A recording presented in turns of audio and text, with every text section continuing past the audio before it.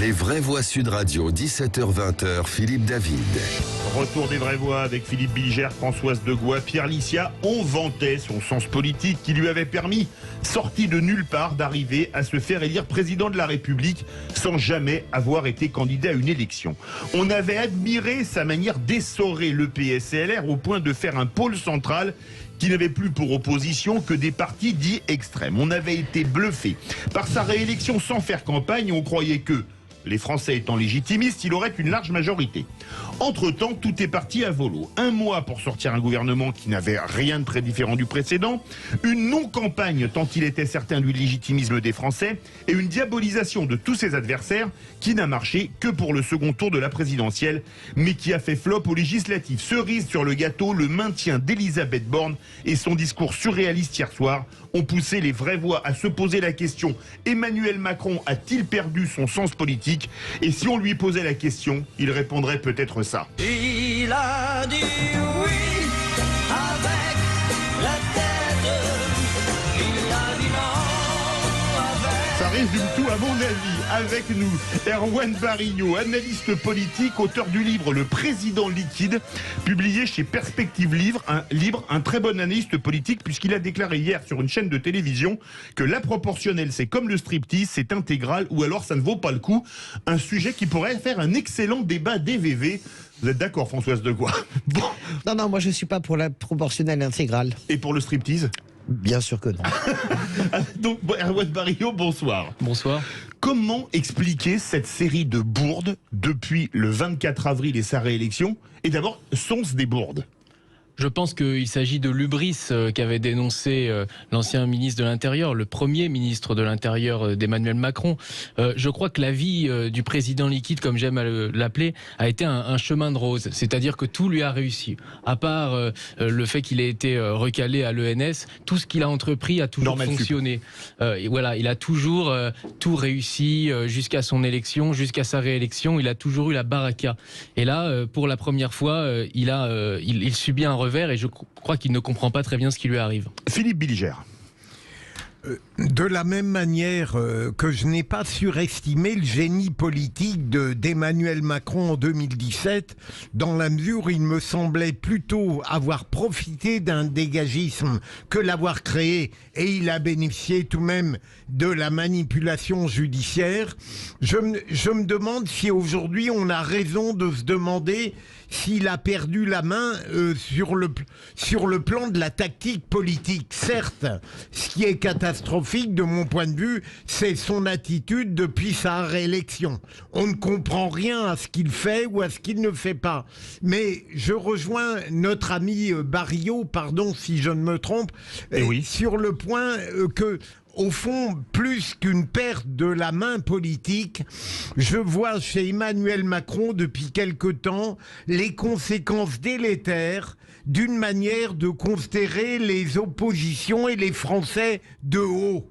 Et cette espèce de mépris fait que naturellement il perd la main, il perd son talent tactique et il s'englue dans des abstentions ou dans des retards qu'on ne parvient pas à comprendre, même quand on n'était pas d'emblée de mauvaise foi à son égard. Erwan Barillo. Oui, il a perdu son sens politique, mais ça fait bien longtemps qu'il a perdu d'autres sens. Il a perdu son sens de l'orientation, puisque non seulement il ne sait plus où il habite, mais en plus il confond depuis quelques années déjà sa droite et sa gauche. Il a perdu aussi on peut dire son sens de la répartie, puisque au moment où Jean-Luc Mélenchon sort une punchline « Élisez-moi Premier ministre », lui il met 3 semaines à nommer Elisabeth Borne Première ministre. On a vu mieux comme sens de la répartie. Il a perdu aussi son sens de la nuance, puisque par la voix de Christophe Castaner, il prétend que les Français en votant NUPES ne pourront plus couper des arbres dans leur jardin. Il a perdu aussi, il faut le dire, le sens de l'histoire, hein, puisque le même Castaner prétendait en 2017 la vraie victoire, ce sera dans 5 ans, quand le vote extrême n'existera plus. Aujourd'hui, c'est Christophe Castaner qui n'existe plus. Et il a perdu aussi, il faut le dire, son sens de l'effort, puisque plutôt que de faire campagne, plutôt que d'essayer d'aller convaincre les Français, il s'est reposé sur ses lauriers. Sauf qu'il n'avait pas de lauriers, il s'est juste reposé. Françoise de Gois, je vous préviens, elle a une pensée extrêmement complexe. Moi, elle pense que je comprends pas tout, alors peut-être que vous n'allez pas tout comprendre. C'est une blague, hein, bien sûr. Moi, je crois que tout ça, et vous savez ce que l'Ecclésiaste dit, vanité, vanité, tout n'est que vanité. Le problème majeur d'Emmanuel Macron, c'est son arrogance. Ouais. Et c'est vraiment ce qui le tue. Je suis assez d'accord avec Erwan sur cette idée de pas vraiment de difficultés personnelles, à part dans sa relation amoureuse, qui a dû prendre énormément de temps, auquel il a dû consacrer énormément d'énergie, parce que ça devait pas être facile de construire ce couple-là. Mais pour le reste, tout baigne. C'est la première fois qu'il a un obstacle. Donc, est-ce qu'il s'en saisit pour transformer quelque chose, ou est-ce qu'il en fait un nouveau départ pour lui ou pas? Ma conviction, c'est qu'il est tellement arrogant que de toute façon, plus que ne pas comprendre ce qui lui arrive, il n'accepte pas ce qui lui arrive. C'est-à-dire que ça, c'est la réalité. Et depuis hier, Emmanuel Macron s'auto-persuade et persuade tout le monde qu'il ne sait rien ou presque passé. Donc ça, c'est ce point-là. Ensuite, est-ce qu'il a perdu son sens politique? Moi, je fais partie des gens qui n'ont jamais cru au sens politique d'Emmanuel Macron. Emmanuel Macron est un opportuniste pur, doublé d'un cynique. Il a besoin de la gauche pour se faire élire au Rassemblement National. Il fait la danse des 7 voiles en 2017 et alors en 2022, n'en parlons absolument pas. Et une fois qu'il a obtenu gain de cause, eh bien, il renvoie jamais l'ascenseur. Il dit non, l'extrême gauche, l'extrême droite, c'est la même chose. Donc c'est un pur opportuniste. C'est absolument pas le Mozart de la culture et de la finance qu'on nous avait vendu. Moi, je pense que c'est vraiment, il y a quelque chose. C'est vraiment un village Potemkin, en fait, Macron. Très belle façade et rien, pas grand-chose derrière. Dernier point, plus que le sens politique, est-ce qu'il a perdu le goût, l'appétence? Vous savez, ça remonte l'envie d'avoir envie, comme chantait Johnny. Ça remonte à avant la présidentielle. Beaucoup de proches d'Emmanuel Macron disaient franchement, on n'en peut plus. Il n'est obsédé que par l'Ukraine et sa stature internationale. Et c'est aussi un peu le syndrome des seconds mandats de tous les présidents.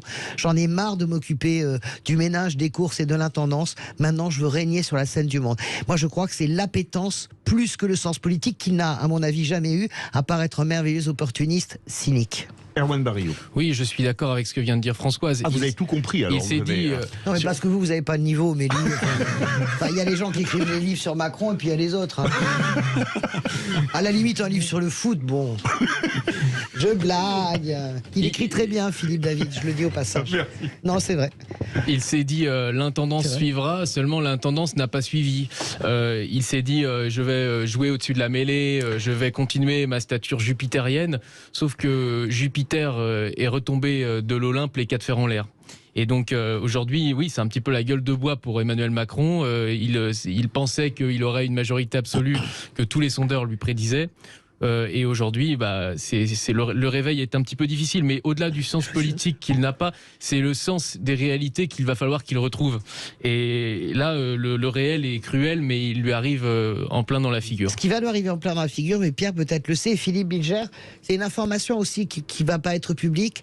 Il y a 50 ou 60 députés La République En Marche qui ont perdu leur duel de second tour à 30 ou 40 voix près. Et qu'est-ce qui monte dans les rangs de La République En Marche? C'est si ce président, au lieu d'être aussi auto-centré, égocentrique, avait fait un minimum d'efforts, eh bien, nous serions élus. Donc, il nous a sacrifiés sur cette posture de roi fainéant. Moi, je pense qu'il n'a plus d'appétence réellement pour le jeu politique. Et là, c'est quelque chose, vous savez, le roi est nu, hein, il ne faut pas imaginer la force va à la force en politique. Là, Emmanuel Macron, aux yeux, même inconsciemment, de sa majorité, il est perdant, c'est la première fois que ça lui arrive. Pierre Licia. Oui, mais je suis assez d'accord avec tout ce qui vient d'être dit. Emmanuel Macron, il a péché par excès d'orgueil. En fait, excès de confiance. Oui, mais plus d'orgueil que de vanité, d'arrogance, que de confiance. Je pense qu'il s'est enivré, et puis je pense que ça court, hein, là aussi beaucoup enivré de lui-même. Il s'est enivré de lui-même, Emmanuel Macron. C'est-à-dire qu'effectivement, il a réussi à chaque fois, à tous les coups, non pas en développant un programme extraordinaire, mais à chaque fois en se faufilant dans des trous de souris. Et il a réussi à chaque fois à être là au bon endroit, au bon moment, et à savoir exactement quel chemin prendre un peu escarpé pour y parvenir. Le problème, c'est que ça suffit pas. La conquête du pouvoir, c'est une chose, mais ensuite l'exercice du pouvoir en est une autre. Et en fait, on se retrouvait avec une campagne présidentielle qui n'a pas vraiment eu lieu, donc on n'a pas pu faire le bilan du quinquennat précédent. Il se dit finalement, j'ai réussi à être élu et à obtenir la confiance des Français sans finalement ni rendre de compte sur mon bilan et sans faire campagne sur ce que je proposais aux Français. Donc il n'y a pas de raison qu'on change une recette qui fonctionne. Aux élections législatives, il se dit qu'à cela ne tienne, on va continuer ainsi, d'autant plus que le souffle de l'élection présidentielle va me donner naturellement, mécaniquement, une majorité. Finalement, c'est pas le cas. Et c'est toujours facile a posteriori de dire mais mon Dieu que c'était évident. Mais il n'a pas senti, alors même qu'à gauche, Jean-Luc Mélenchon avec tout le mal que je pense pour lui, il a réussi une chose, c'est non seulement de créer deux dynamiques. La première dynamique, c'est la dynamique de rassemblement. La deuxième dynamique, c'est la dynamique c'est la gagne, c'est de dire Premier ministre, même si personne n'y croyait, et lui le premier, il a donné cette impulsion, je peux être Premier ministre. Et en face de quoi, le président de la République n'annonce ni grande réforme, ni folie dans sa composition de gouvernement, un Premier ministre qui est plus dans la continuité que dans la rupture, et donc finalement il n'a pas imprimé. Erwan Barrio, si je résumais en deux mots, ni bilan ni projet, c'était ça ? Ni bilan ni projet. Je pense qu'il a fait. On change pas une recette qui fonctionne, comme cela vient d'être dit. Et en 2017, son credo, c'était la fameuse phrase du cardinal de Retz, on ne sort de l'ambiguïté qu'à son détriment. Donc surtout, il fallait rien dire sur rien, pas de projet. Il fallait pas considérer les Français suffisamment pour leur proposer un programme, surtout pas. Tout ça, c'est pour les sous-candidats. Lui, il était au-dessus de cette mêlée. On voit le résultat. Vous disiez au début, les Français sont légitimistes. Les Français sont légitimistes à condition que le roi ait un projet. Mais si le roi ne leur propose rien d'autre que de lutter contre le bolchevisme et de lutter contre le fascisme, au bout d'un moment, ça commence à bien faire quand les factures augmentent. Ouais, enfin, les Français sont légitimistes jusqu'au moment où ils coupent la tête au roi aussi. Nous avons cette grande capacité de faire volte-face. Regretter. Et ensuite, après, de le regretter pendant 300 ans au point de mettre un président roi. Enfin, on est un peu barjot quand même. Psychanalytiquement, surtout vous. C'est intéressant. Qu'est-ce que vous êtes désagréable. Les vraies voix, 18h40 de notre grand débat. Emmanuel Macron a-t-il perdu son sens politique? Vous êtes 94,4% à dire oui. On se retrouve tout de suite avec les vraies voix. On partira au 0826 300 300. Les vraies voix Sud Radio, 17h-20h, Philippe David. Retour des vraies voix avec Philippe Bilger, Françoise Degois, Pierre Licia. Notre grand débat. Emmanuel Macron a-t-il perdu son sens politique? Et vous êtes 94,6% à Je dire croyais oui. que vous alliez dire, vous êtes 94 600%. Non, ça peut être des scores du Sud Radio, ça. Quand même, on peut... 94 600%, on l'a pas eu. Ça réagit au 0826 300 300, direction le Gard. Bonsoir, Joseph. Joseph? Oui, je suis là, excusez-moi. Bonsoir tout le monde, ravi d'être... Bonsoir. Bonsoir, ravi d'être avec vous. Eh ben, ravi de vous avoir parmi nous. Et alors, est-ce que pour vous, il a perdu son sens politique, Emmanuel Macron, en n'obtenant pas de majorité, et c'est le moins qu'on puisse dire? Bon, attendez, Philippe, je vais venir à vous d'abord. Déjà, mon plus grand regret, c'est de ne pas être avec vous sur le plateau. Bon. Ah, mais on vous aura avec plaisir. Mais ça sera pour la prochaine fois, Philippe. Par contre, Philippe, vous savez que je vous aime beaucoup. Merci. Dites-moi, pourquoi vous ne m'avez pas cru lorsque je vous ai dit que M. Macron n'aura pas la majorité? Ah, c'est vrai, vous l'aviez dit il y a quelques mois, vous aviez appelé, je vous avais dit, les Français sont légitimistes, voilà. Il aura une large majorité. Et alors, qu'est-ce que j'ai fait? Parce que Joseph, je vous explique que j'ai eu ce zigoto également qui m'a fait je te parie, tout ce que tu veux, qu'il aura une majorité écrasante. J'ai oublié de lui rappeler que je lui avais dit non et que j'ai gagné mon pari. Merci Joseph. Vous l'avez dit au mauvais Philippe. Hein. Non, je l'ai dit à Philippe David, ne vous inquiétez pas. Hein. Oui, Joseph, je fais mon mea culpa. Alors, si Philippe me le permet, je tiens à vous dire que j'ai appelé personnellement Philippe tout à l'heure en lui rappelant qu'il avait perdu son pari. Ah oui, j'ai perdu mon pari. Et il était surpris. Alors, juste un petit truc. Voilà, très vite.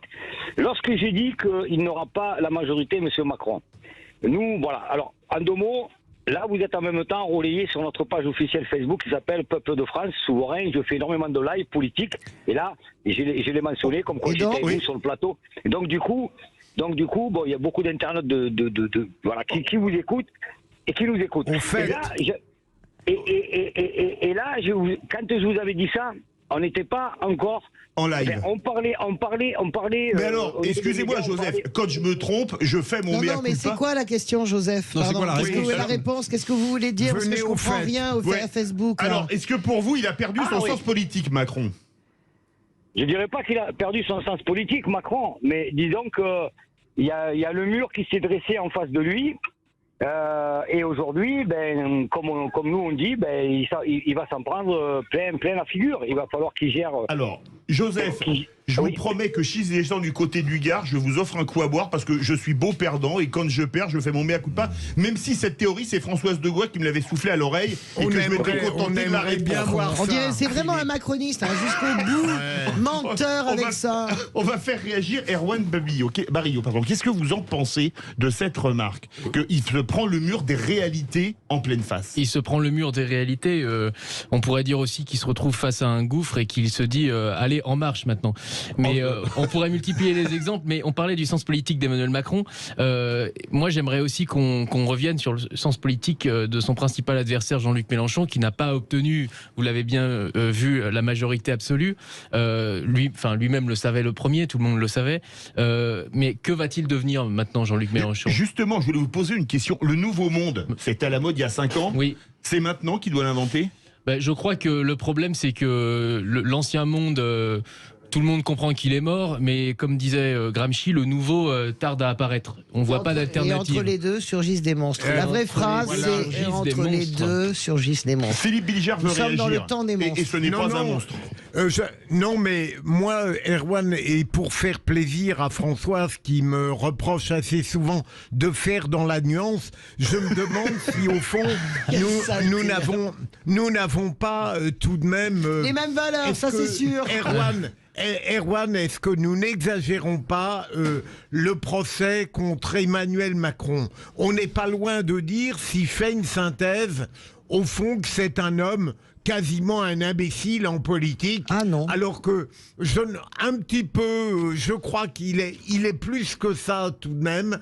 Et même si on n'aime pas ce qu'il fait, et si on constate qu'il a en effet perdu quelque chose qui relevait d'un talent. Est-ce que vous n'avez pas l'impression qu'il y a un peu d'outrance derrière tout ça? Erwan Barillo. Moi, je crois qu'il a surtout perdu sa bonne étoile en laquelle il croyait, un petit peu comme Napoléon pendant la Bérésina, même si je veux pas faire de comparaison qui ne soit pas raison, mais il a cru qu'il était protégé des dieux, il a cru que quoi qu'il fasse, finalement, tout allait lui réussir, et puis finalement, voilà, aujourd'hui, la réalité le rattrape. Il va devoir composer avec les Républicains, très probablement, ce parti même qu'il avait essayé de détruire, et finalement, c'est un petit peu le retour de bâton auquel il ne s'attendait pas. Moi, je crois vraiment que c'est l'hubris qui explique la situation du macronisme actuel. C'était son Waterloo hier, vous pensez alors? Pas tout à fait encore, mais pas loin.